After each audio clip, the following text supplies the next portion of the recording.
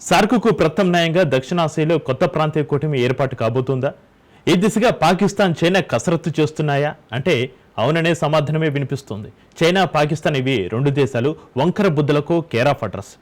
ఎవరిని ఎక్కడ ఎలా మోసం చేయాలో వాటికి బాగా తెలుసు. భారత్, పాకిస్తాన్ మధ్య తీవ్ర ఉధృత పరిస్థితులు నెలకొన్న వేళ తాము పాక్ వైపే ఉంటామని చెప్పి తన బుద్ధిని బయట పెట్టుకుంది చైనా. ఇప్పుడు ఆ రెండు దేశాలు కలిసి మరో పెద్ద ప్లాన్ వేయడానికి సిద్ధమవుతున్నాయట. ఇందులోకి భారత్ను సైతం లాగేందుకు స్కెచ్ వేస్తున్నాయన్న వార్తలు వినిపిస్తున్నాయి. ఇంతకీ ఏంటా ప్లాన్? రెండు దేశాలు ఎవరు కొంప ముంచబోతున్నాయంటూ చర్చ జరుగుతోంది. సార్క్ స్థానంలో కొత్త గ్రూపు ఏర్పాటు చేయాలని ప్లాన్. కున్మింగ్లో కొత్త కూటమిపై చైనా, పాకిస్తాన్ చర్చలు. కొత్త కూటమి వార్తలను ఖండించిన బంగ్లాదేశ్ ప్రభుత్వం. కొత్త గ్రూపులో భారత్ను కూడా చేర్చుకునే అవకాశాలు. చైనా, పాకిస్తాన్ కలిసి దక్షిణాసియా దేశాలతో ఓ సరికొత్త గ్రూపును ఏర్పాటు చేసేందుకు ప్రయత్నిస్తున్నాయి. ముఖ్యంగా సార్క్ అంటే South Asian Association for Regional కోఆపరేషన్కు పోటీగా దీనిని తీసుకురానున్నట్లు తెలుస్తోంది. ఇప్పటికే పాక్, చైనా మధ్య ఈ అంశంపై చర్చలు ముందుకు వెళ్లాయన్న వార్తలు ఉన్నాయి. ఈ సరికొత్త సంస్థ సార్క్ స్థానాన్ని భర్తీ చేస్తుందట. ఈ కొత్త కూటమి ఏర్పాటులో భాగంగానే ఇటీవల కున్మిన్లో చైనా, పాకిస్తాన్, బంగ్లాదేశ్ ప్రతినిధులు చర్చలు జరిపారు. జూన్ 19న చైనాలోని కున్మింగ్లో జరిగిన కొత్త ప్రాంతీయ కూటమిని సృష్టించే ఇటీవలి సమావేశంలో బంగ్లాదేశ్ కూడా భాగమైంది. సార్క్లోని ఇతర దేశాలను కూడా కొత్త కూటమిలోకి ఆహ్వానించడాన్ని లక్ష్యంగా పెట్టుకున్నారట. శ్రీలంక, మాల్దీవులు, ఆఫ్ఘనిస్తాన్ వంటి సార్క్ సభ్యులు కొత్త సమూహంలో భాగమవుతారని భావిస్తున్నారు. వాణిజ్యం, అనుసంధానతతోనే ప్రాంతీయ సంబంధాలను బలోపేతం చేసుకోవాలి అన్నది ఈ గ్రూపు లక్ష్యంగా ఎక్స్ప్రెస్ ట్రైబ్యూన్ వెల్లడించింది. అయితే ఢాకా, బీజింగ్, ఇస్లామాబాద్ మధ్య ఏదైనా కూటమి ఏర్పడుతుందనే ఆలోచనను బంగ్లాదేశ్ తాత్కాలిక ప్రభుత్వం తోసిపుచ్చింది. అది రాజకీయ సమావేశం కాదని, కొత్త అలయన్స్ ఏమీ ఏర్పడడం లేదని వెల్లడించింది. తాము ఏ కొత్త అలయన్స్ ఏర్పాటు చేయడం లేదని బంగ్లాదేశ్ విదేశాంగ శాఖ సలహాదారు ఎం తౌఫీద్ హుస్సేన్ తెలిపారు. ఇది అధికారిక స్థాయిలో జరిగిన సమావేశం, రాజకీయ స్థాయిలో కాదని హుస్సేన్ అన్నారు. ఏ కూటమి ఏర్పాటుకు సంబంధించిన అంశం లేదని తెలిపారు. అలాగే ఈ సరికొత్త గ్రూపులోకి భారత్కు ఆహ్వానం అందవచ్చని అంచనా వేస్తున్నారు నిపుణులు. కానీ విభిన్న ప్రయోజనాల దృష్ట్యా అది సానుకూలంగా స్పందించే అవకాశం లేదని దౌత్య వర్గాలు చెప్పాయి. మెరుగైన ప్రాంతీయ సహకారం, కనెక్టివిటీ కోసం సార్క్ను ఉపయోగించుకోవడానికి భారతదేశం ప్రయత్నించగా, పాకిస్తాన్ లాభాలను మాత్రమే సంపాదించడానికి ప్రయత్నించింది. 1993లో నెలకొన్న ఐరోపా సమాఖ్య ప్రపంచంలో ప్రాంతీయ సహకారానికి విశిష్ట, విజయవంతమైన ప్రతీకగా నిలుస్తోంది. అంతకన్నా ముందే డిసెంబరు 8, 1985న బంగ్లాదేశ్లోని ఢాకాలో ప్రారంభమైన దక్షిణాసియా ప్రాంతీయ సహకార సంఘం సార్క్ మాత్రం EU మాదిరిగా విజయవంతం కాలేకపోయింది. మొదట్లో 7 దేశాలు భారత్, పాకిస్తాన్, ఆఫ్ఘనిస్తాన్, బంగ్లాదేశ్, శ్రీలంక, నేపాల్, భూటాన్, మాల్దీవులతో ప్రారంభమైన సార్కులో 2007లో ఆఫ్ఘనిస్తాన్ 8వ సభ్యదేశంగా చేరింది.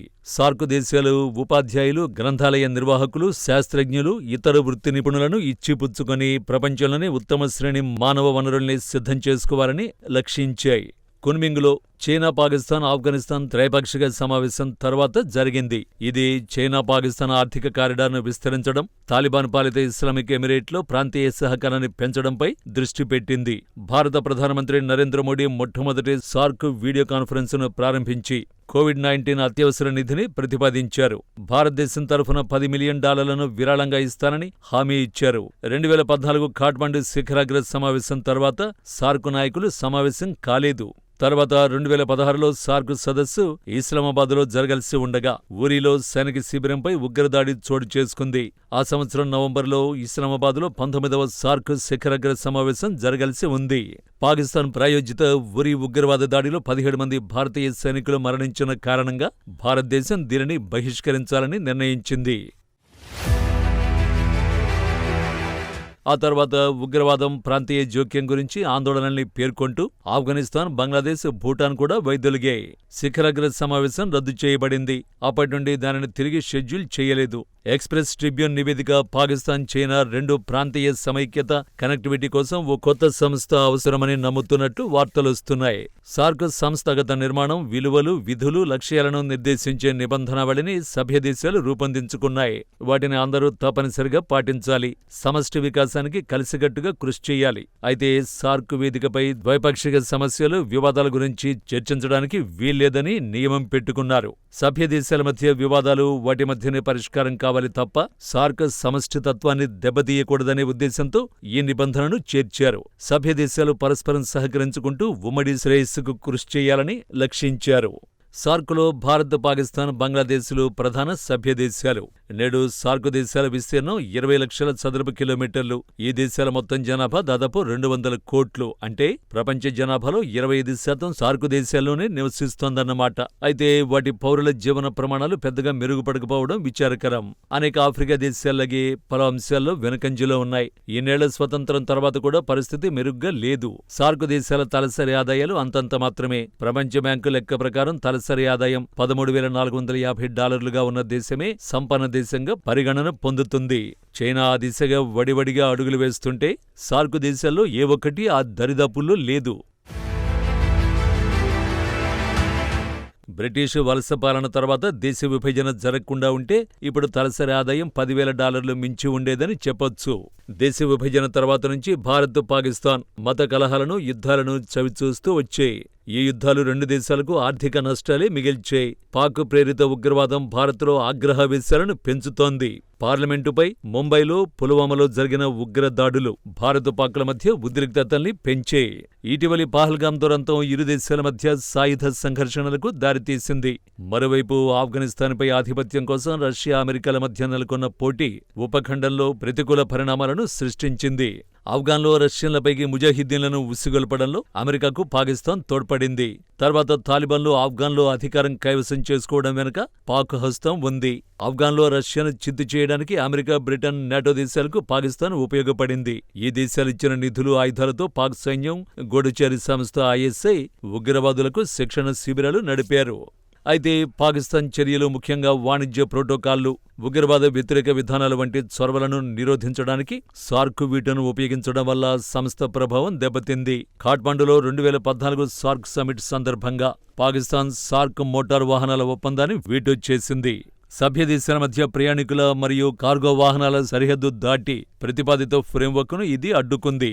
పాకిస్తాన్ ఈ అడ్డంకి కారణంగా 2015లో భారతదేశం, బంగ్లాదేశ్, భూటాన్ మరియు నేపాల్ ఉప ప్రాంతీయ BBIN మోటార్ వాహనాల ఒప్పందాన్ని కొనసాగించాయి.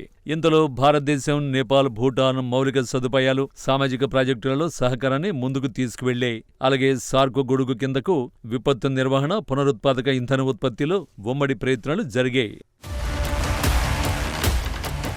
పాకిస్తాన్ తన దేశంలోని సారవంతమైన పంజాబ్ భూముల్లో వ్యవసాయాన్ని అభివృద్ధి చేసుకోవడం మానేసి తన దేశ పురోగతిని పణంగా పెట్టి మరీ ఇండియా మీద ద్వేషం కక్కింది. అది ఆ దేశ ఆర్థికాన్ని చిన్నభిన్నం చేసింది. పరాయి దేశాలకు తొత్తుగా ఉపయోగపడే ప్రహసనం 3 దశాబ్దాల పాటు సాగడంతో తాము బాగుపడిందేమీ లేదని పాక్ రక్షణ మంత్రి ఇటీవల బహిరంగంగానే ఒప్పుకున్నారు. 1971 యుద్ధంలో ఓటమి నుంచి పాక్ నేర్చుకున్నదేమీ లేదు. పాక్ నుంచి విడిపడి స్వతంత్ర దేశంగా ఆవిర్భవించిన బంగ్లాదేశ్ దుస్తుల పరిశ్రమపై దృష్టి కేంద్రీకరించి ఎందరో మహిళలకు, తద్వారా ఎన్నో కుటుంబాలకు జీవనోపాధి కల్పించగలిగింది. నేడు పాకిస్తాన్ కన్నా దాదాపు రెట్టింపు తలసరి ఆదాయం కళ్లజూస్తోంది. పాకిస్తాన్లో అత్యంత శక్తివంతమైన వ్యవస్థగా మారిన సైన్యం ఉగ్రవాదుల్ని భారత్పైకి ఎగదోయడమే పనిగా పెట్టుకుంది. పాక్ దుస్సాహసాలు, వాటి వల్ల వచ్చిన యుద్ధాలతో దక్షిణాసియాలో శాంతి ప్రభావితమవుతోంది. ఆఫ్ఘాన్, నేపాల్ సైతం అల్పాదాయ దేశాలుగానే మిగిలిపోయాయి. సార్క్ దేశాలన్నీ వాణిజ్య లోటును ఎదుర్కొంటున్నాయి.